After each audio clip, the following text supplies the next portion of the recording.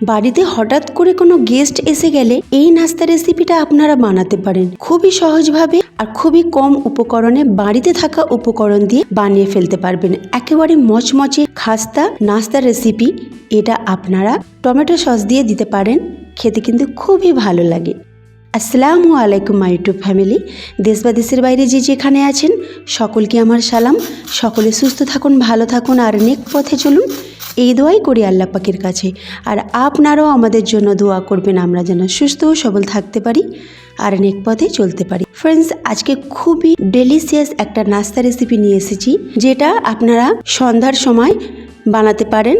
এই বর্ষাকালে বৃষ্টিতে এই ধরনের নাস্তা রেসিপি কিন্তু খুব ভালো লাগে। তো অনুরোধ রইল, ভিডিওটি প্রথম থেকে শেষ পর্যন্ত দেখবেন, স্কিপ করবেন না। চলুন শুরু করি। বিসমিল্লাহির রহমানির রহিম। এখানে 2 টেবিল চামচ কর্নফ্লোর আর 2 টেবিল চামচ ময়দা নিলাম, সাথে নিলাম লবণ, চিলি ফ্লেক্স 1/4 চামচ, আর অরিগানো যদি বাড়িতে থাকে দেবেন 1/4 চামচ, আর দিলাম কালো মরিচের গুঁড়ো 1/2 চামচের মতো। সবগুলো উপকরণ ভালো করে মিশিয়ে নিয়ে একটু একটু করে পানি দিয়ে এইভাবে একটা ব্যাটার তৈরি করতে হবে। খুব ভালোভাবে ব্যাটারটাকে তৈরি করবেন যেন কোনো প্রকারের লাম্পস না থাকে। আর একটু পানির প্রয়োজন হচ্ছিল, তো 2 চামচ পানি দিয়ে ব্যাটারটাকে তৈরি করে নিয়েছি। ব্যাটারের কনসিস্টেন্সিটা একটু আপনারা ফলো করবেন। ব্যাটারটা এক সাইডে রেখে দিলাম, ওটার কাজ পরে হবে। এখন কিছু এখানে আমি সবজি নিয়েছি। সবজির মধ্যে গাজর নিয়েছি, ক্যাপসিকাম, ধনেপাতা, কাঁচা লঙ্কা আর পেঁয়াজ। গাজর কত উপকারী একটা সবজি আপনারা নিশ্চয়ই জানেন। তো আপনারা এতে বিটও দিতে পারেন বা মটরশুঁটি যদি থাকে ফ্রোজেন সেটাও দিতে পারেন। তো আমার কাছে এইগুলো ছিল, এইগুলো দিয়েছি। 3টে মাঝারি সাইজের আলু সিদ্ধ, যেটাকে গ্রেট করে দিলাম, লবণ দিলাম, চিলি ফ্লেক্স মানে শুকনো লঙ্কাকে কুটে নিয়েছি সেটা দিলাম এই 1/4 চামচের মতো, অরিগানো দিয়েছি 1/2 চামচের মতো, কালো মরিচের গুঁড়ো দিয়েছি 1/2 চামচের মতো, আর জিরে আর ধনেকে হালকা ভেজে নিয়ে কুটে নিয়েছি সেটা প্রায় 1 চামচের মতো দিলাম। সবগুলো উপকরণ এইভাবে মিশিয়ে নেব। আর আমচুরটা দিতে ভুলে গিয়েছিলাম, আমচুরটা যদি থাকে অবশ্যই দেবেন। যদি আমচুর না থাকে তো চাট মশলা দিলেও হবে, আর যদি চাট মশলা নাও থাকে তো একটু পাতিলেবুর রস দিয়ে দেবেন, তাতে খেতে কিন্তু খুব ভালো লাগবে।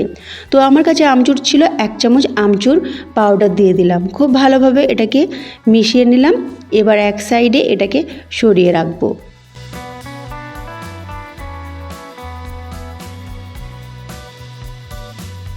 এখানে আমি ব্রেড নিয়েছি বড় সাইজের, এটা সাদা কালারের ব্রেড, আপনারা চাইলে ব্রাউন কালারের ব্রেড নিতে পারেন।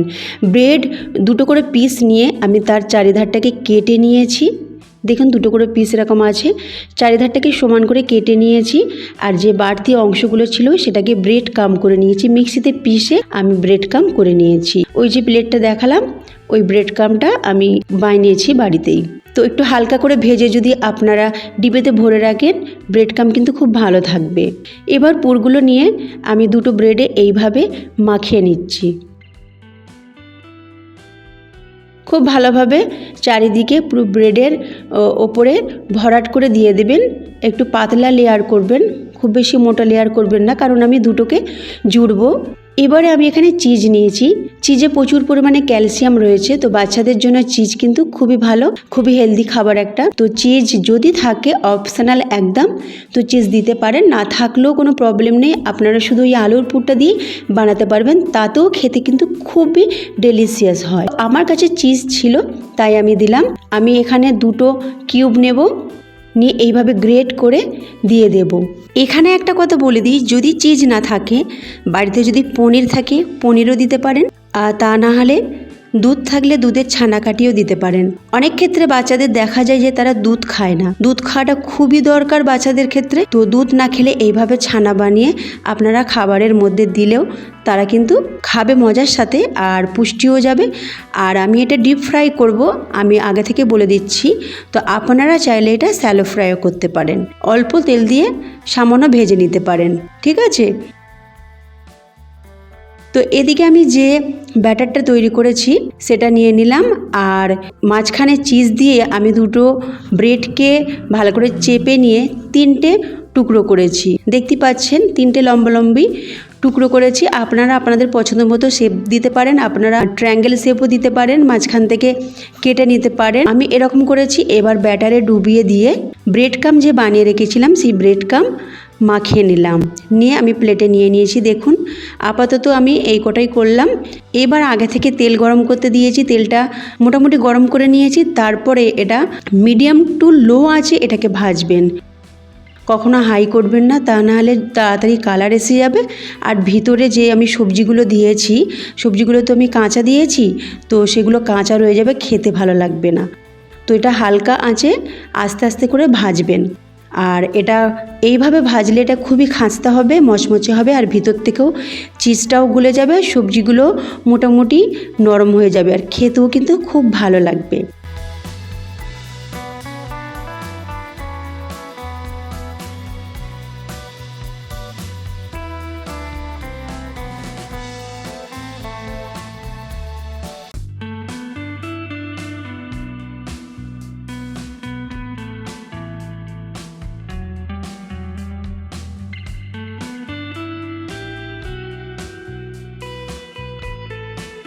বাড়িতে কোনো গেস্ট এসে গেলে এটা কিন্তু বানিয়ে দিলে তারা কিন্তু আপনার খুবই প্রশংসা করবে, আর অবশ্যই রেসিপিটা জানতে চাইবে। তো ফ্রেন্ডস, আজকের রেসিপি যদি আপনাদেরকে ভালো লাগে তো প্লিজ আমাকে একটা অবশ্যই কমেন্টে জানাবেন।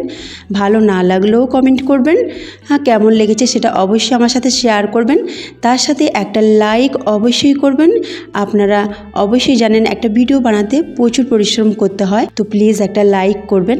তার সাথে আপনার ফ্রেন্ডস, আপনার রিলেটিভদের কাছে শেয়ার করবেন। এখানে আমি আপনাদের আওয়াজটা শোনাবো।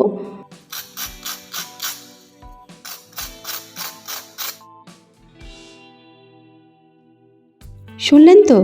তাহলে বুঝতে পারলেন কতটা খাস্তা হয়েছে। তো ফ্রেন্ডস, যারা নতুন রয়েছেন তাদের কাছে অনুরোধ, রেসিপি ভালো লাগলে অবশ্যই আমাকে সাবস্ক্রাইব করে আর পাশে থাকা বেল আইকনটি ক্লিক করবেন। আল্লাহ হাফিজ।